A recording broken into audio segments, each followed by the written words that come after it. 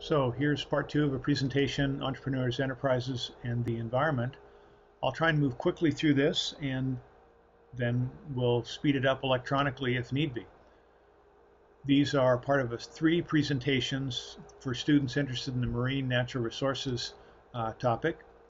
You can look online at various resources, but here's one, the National Ocean Economics Program, Center for the Blue Economy, and it's looking at marine natural resources separating by living marine resources like commercial fisheries or aquaculture, which is man-made fish farming, and separately looks at oil and gas. Offshore oil and gas is another resource from the ocean, and there's various information here. I don't really know this organization. I don't know much about it, but you'll get a context for a sense of what the topic grounds are. In the broader look at fish farming or aquaculture, so an article in The Economist from 2011 looks at the size of it. In 2008, 3/5 of the entire world's farm fish are from China. That's mostly for domestic consumption, I would assume, but also large exports. Another interesting factoid from this, Myanmar, Burma, 7,000 tons of fish in 1990 and up to 675,000 tons by 2008. So dramatic increase in fisheries in one country in Southeast Asia. Vietnam also produces a lot of fish. I assume in Myanmar, a lot of this was Chinese capital flowing in the country to build commercial fish operations. So big topic, fisheries are a huge issue. On the sense of the economics issue of substitutes, in economics we say substitutes are everywhere.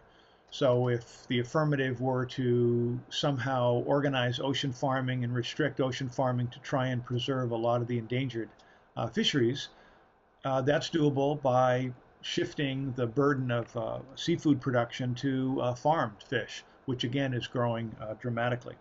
If you're worried about fish farming off the coast, like salmon, the way salmon is raised, well, there's lots of fish that are raised in other locations on shore. This very nice documentary from National Geographic, which just went by quickly, from National Geographic, looks at a Chinese carp farming operation that has silkworms raised, and the silkworm and the carp are mutually producing. So the silkworm eat the leaves, tremendous residue, the fish eat that, then the fish stuff is used to fertilize the trees that grow more. So you have basically a lot of production with a modest amount of outside electricity and power. This is fish farming has been going on for 1,000 years, but is dramatically increased in scope since China began industrialization. Now, I don't know if this fish farm represents an old style one that's having trouble competing with larger scale operations, but it's just a nice documentary and it's interesting. You can search online, just sustainable seafood and integrating fish farming in China is one title of it, but also it's titled Carp Jumps Over Dragon Gate, which is a story of accomplishment and hard work from Chinese history. It's nicely done. They interview the daughter in the family who wants to be a teacher. The two sons have gone away to the city. The father, the owner of the fish farm, is complaining that he's having trouble getting access to workers, because no young people in the village, they've all gone to the city. Now, on the economic side, these things are generally good news for workers, which are the majority, right? Their wages go up as there are fewer workers or more demand for their skills. So the owners often don't like this, but they may just have to pay higher wages for labor on the fish farm to get people to stay and do that work. And that's not a bad thing for society. That's actually a good thing for the people that are working.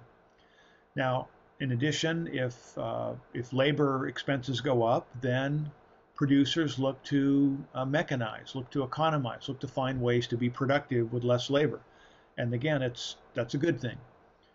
Another part of this that isn't mentioned in the documentary that I think is relevant is, though this family seems to have 3 children, the one-child policy in China means a tremendous shortage of workers in the coming decades. If there were bigger families in China, there certainly would be more people to stay in the village and work on traditional operations like this. But it's nicely done to give you a background of fish farming in China.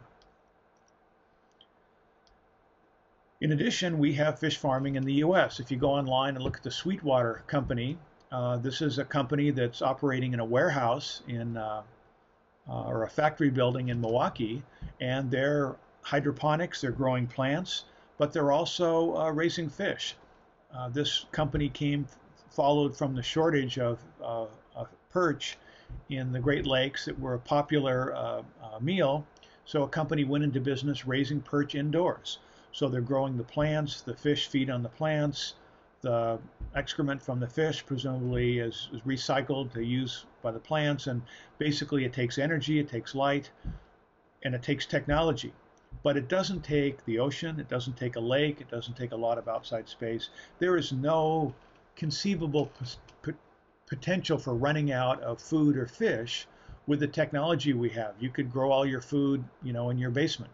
You may have an aquarium where you have goldfish. You probably don't have a 50,000 tank fish farm in your basement, but you could. You could raise enough fish, make money to feed the whole neighborhood. It's a technology question. Similarly, there's people that have developed shrimp farming that can, I think recently I saw a piece of 8 different layers where you can raise shrimp and hydroponics. It's technology oriented, takes energy, but there's no ultimate shortage of it. It's just a question of developing the farming technology just like we have on the farms in the United States and other developed countries.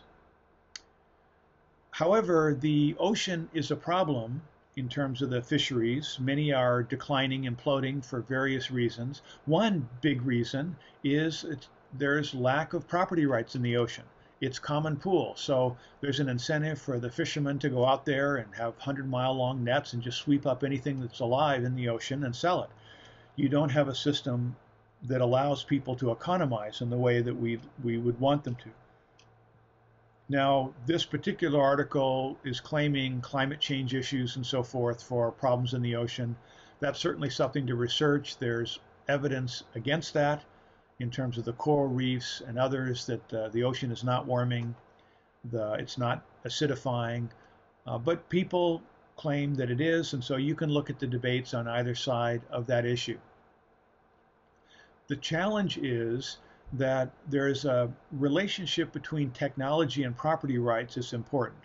You can look at whaling as an example of this. Early on in the 1700s and early 1800s, we had whalers that would go out in wood boats and harpoons and try and catch whales.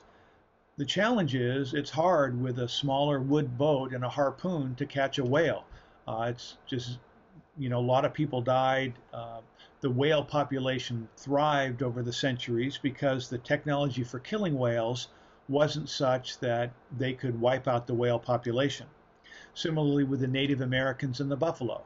They could chase buffalo and throw spears at them, but my guess is the buffalo survived. I mean, the buffalo obviously survived in large numbers for a long time, but it wasn't possible to kill vast numbers of buffalo the way that the settlers did or the buffalo hunters did when they could just go out with a buffalo gun and shoot hundreds at a time. So economists argue that you need some system to economize, to protect resources when the technology allows for overfishing or overhunting or overgrazing. The traditional story on this is the story of the Boston Commons, where people lived around this common area that was jointly owned. They had their own fish, or their own sheep, their own cattle, and they could graze their cattle and sheep in the common territory. The challenge is when there's just a few ranchers around, that works okay. But as the population increases, there's more people using the resource, more people are letting more sheep, more cattle out. Basically, the commons is destroyed. So this is Garrett Hardin's classic article, The Tragedy of the Commons. In his article, he calls for population control as a way of solving this problem. Economists argue that you need either property rights, you divide up the common, you enclose it, you have private ownership of it, or you have some other mechanism to limit use of it so that it doesn't get overgrazed. And Eleanor Ostrom looks at the research in traditional countries around the world for managing what's called common pool resources. So that's a bit of that story. Similar story can be told on marine resources. I live near a lake here in Burien. When just 1 or 2 settlers lived near the lake, it didn't matter that the lake was unowned. right? People could fish in it, people could, it didn't matter, you weren't going to hurt the lake. However, as more and more people came around the lake, then you get these pollution problems. Lake Washington's a similar example. Much bigger lake. Didn't matter when there was a few people in Washington State, but as the population surged in the 1900s, by 1950, Lake Washington was a sewer. It was unsafe. That's because people were dumping their sewage into it. Again, didn't matter when there's a couple hundred people around the lake, but when there's 100,000, it matters. So there has to be some way to manage the ocean, the fisheries in the resource, like the fish, and also manage pollution levels and overuse. The common law systems are a way to do that. So now this is all background to the problem of the oceans. Now we have the problem with these massive oceans that were so massive you could never dream of harming the fisheries any time in human history until the last 100 years or so. Because then the technology for harpooning whales allowed people to systematically deplete whale populations, fisheries with giant nets. So we need to have a global way to manage ocean resources. The traditional way is through some sort of property rights or fishing rights, but trying to improve that is important. This book that the economists are looking at is looking at various issues, but it mentions overfishing and the industrialization of fishing fleets and the problem of just emptying the ocean of value because we don't have a way for restricting ocean access or assigning property rights or at least fishing rights. So in land, there are a variety of private alternatives to manage habitat. Nature Conservancy, Ducks Unlimited, Trout Unlimited. Trout Unlimited and Ducks Unlimited are interested in preserving marine natural resources, that is habitat, duck habitat and trout habitat. So these are people who volunteer tens of thousands of hours, lots of money to go out and maintain this habitat. Ducks Unlimited, you can guess, I think, what the goal is for that organization. These are duck hunters. So in a sense, it's good news and bad news for ducks. They have more habitat, but maybe they get shot at. Trout Unlimited is looking to maintain streams and rivers so that there's more trout. There's tremendous examples on the property rights side of this. There's a story from Montana where a private developer goes in and spends a lot of money restoring a trout stream through property, and then he builds houses across it. It's expensive to restore the habitat, but the increased value of the land and the houses, because now these people in this development can get their fishing pole and just walk a block or two and fish from the stream that goes through their property. There's tremendous incentives and value in that. So with something, now that depends though on being able to exclude other fishermen, right? If someone restored a trout stream and anybody who wanted to fish could come there, it would be overwhelmed and it wouldn't, there wouldn't be an incentive to do that. So you need to find a way to encourage the restoration of salmon hatcheries, of rivers and streams that support fish. Right now we have a regulatory system to do it from the state and federal government. The argument might be that Trout Unlimited and other nonprofit agencies or for-profit organizations could do a much better job of restoring fishing habitat.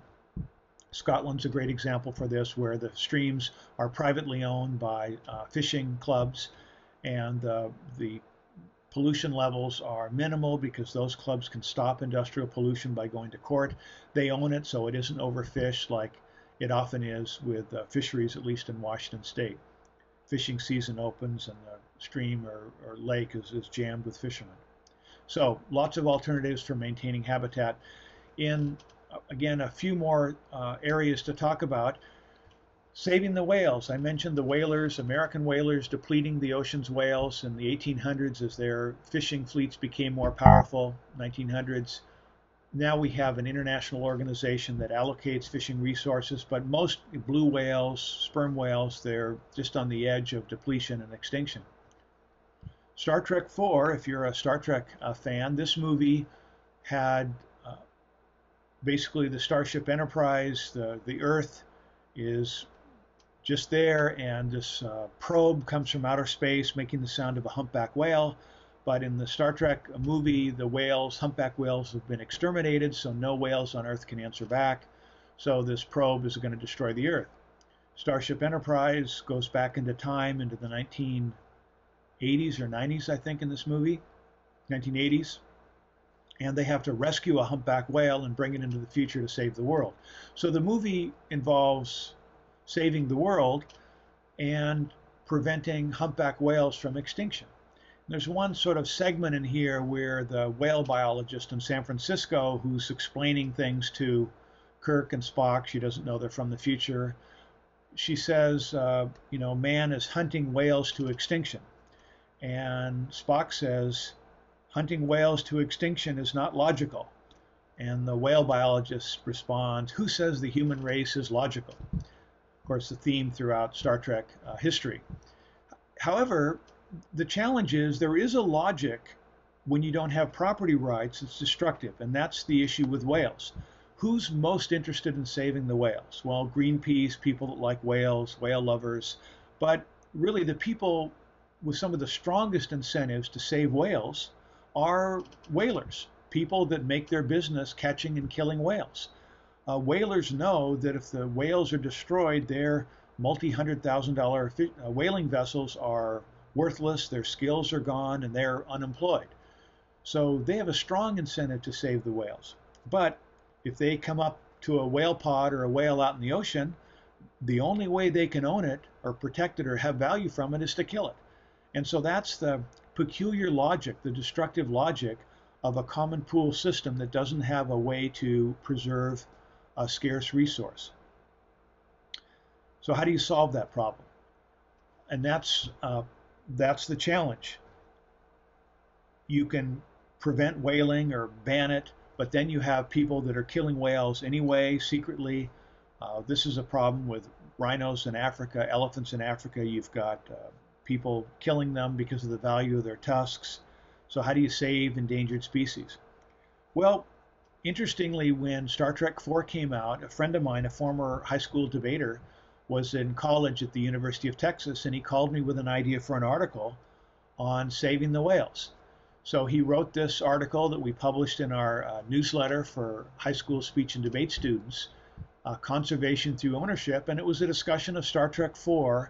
And he suggested, my friend John suggested, that the International Whaling Federation, which each year allocates whales, scarce whales, to the whale hunting to Norway, to Japan, saying, look, you can kill so many whales this year, any more would harm the species, those that aren't already endangered. And John suggested that instead of allocating how many they can kill each year, that the allocation would be ownership of the whale. Just say, okay, you can own, Japanese government or Japanese fisheries can own 300 whales. Norwegians can own 400 whales. And by allocating ownership, the whalers had the option of killing the whale and harvesting it that year, or not killing it, and then whale populations increase. So the proposal actually included putting satellite transponders on whale pods and allocating the frequency for those, and then Greenpeace, instead of doing whatever they do, Greenpeace could be catching whale rustlers, people that are stealing other people's whales. But you'd turn whaling into a system where privately owned whales are managed by the owners, which is what we have in farming, where people own their cows, their sheep, and their goats. Now, there's issues with that. Of course, this is out in the ocean. There's a long gestation period with whales.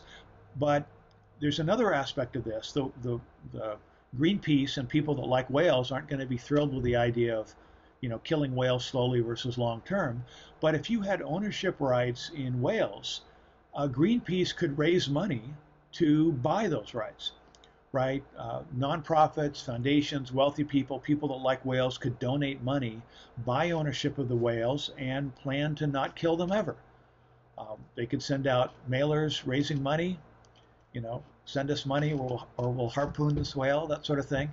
But you can take the interest, more people, whales are more valuable for seeing and enjoying and knowing that they're there than for whale food by and large. So people are going to shift over to do that if you allow them to, but you need property rights to do that. So interestingly, John's article that we published in our Econ 87 newsletter, then it was republished by a British magazine called Economic Affairs, another version of it, and the people in the BBC read it from Economic Affairs, and the next thing John knows is he's getting a call from BBC Radio at University of Texas asking to interview this whale expert who, it turns out he was a high school debater, just had done research on it. John is currently head of the history department at UC Santa Barbara. I don't know if he still does research on whales. I think not. But yeah, so this is an Economic Affairs, Own Your Own Whale. Interesting background to that. And then, as I mentioned, goes on BBC Radio. So there are success stories on saving species through property rights. The story of Hawk Mountain, and I won't go through this here because Hawk Mountain is not a marine natural resources. Similar story on owning rhinos and owning elephants and ways of preserving them. But the story of sea lion caves is a marine resource. Sea lion caves in Oregon was one that the last mainland rookery of the Steller sea lion, and the state of Oregon was actually subsidizing people, paying people to kill the sea lion as a way to save the salmon. The sea lions were saved by a private company buying the rookery. They bought the property where this mainland rookery was, and the hunters couldn't get in there to shoot the sea lions. This is an example of using property rights to save an endangered resource. And here's you can go to sealioncaves.com. You can go to the cave in Oregon on the coast. Here's a picture of the sea lions in the cave, and basically you can see it on a webcam. Now, there's still disputes about this, right? People that are salmon fishing, if you have lots of sea lions, they see the sea lions as killing lots and lots of salmon. In Seattle, it's a significant issue. The sea lions compete with commercial fishing and sports fishing for salmon. And the sea lions are smart. They're also lazy, so now they hang around the ports and wait for the fishing fleet to go out, and then they just go out with the fishing fleet. They wait for the gill netters to set their nets and catch the salmon, and then the sea lions just cruise right along the net and yank the salmon out. In fact, fishermen in Seattle now, when they catch a salmon in sport fishing, they never show the net. They sort of bring the net very low so it's not visible, because if the sea lions hang around the boats and if they see the net, they know somebody's caught a salmon and they race in and take it. So you get this sort of competition between sea lions and people in catching the scarce resource of salmon.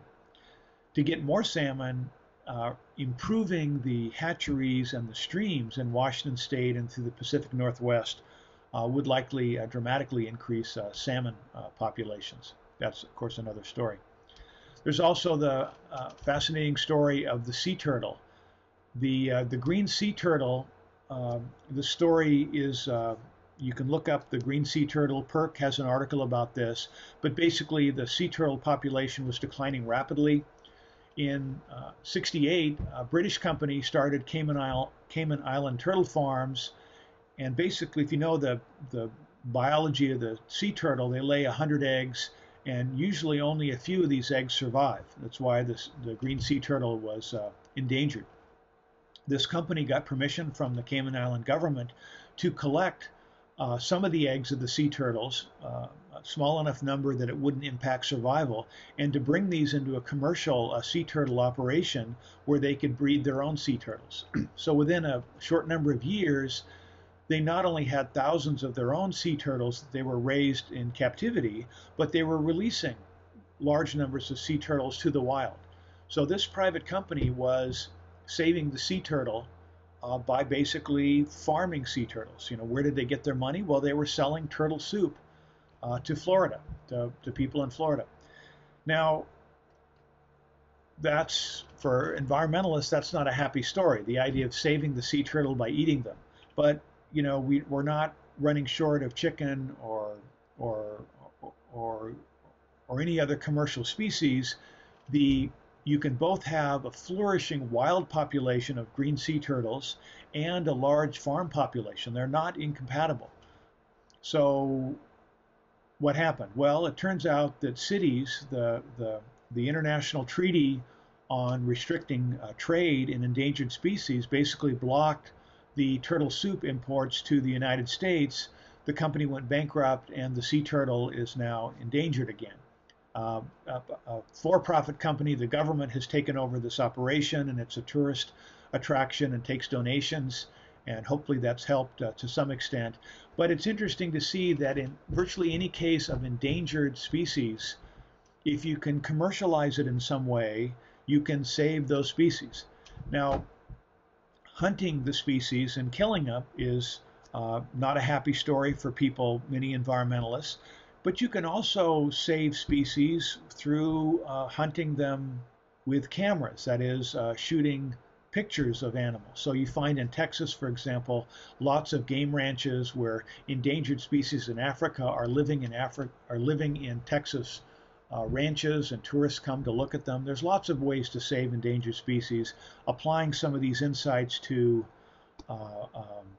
endangered marine resources, I would argue, would be a good thing. So you can find information online about the Cayman Islands Turtle Farm. Each year they have releases of turtles, and there's people involved. Okay, so those are some stories on marine natural resources. I hope you find them interesting. And if you have questions, please get in touch with me. Thank you. Bye.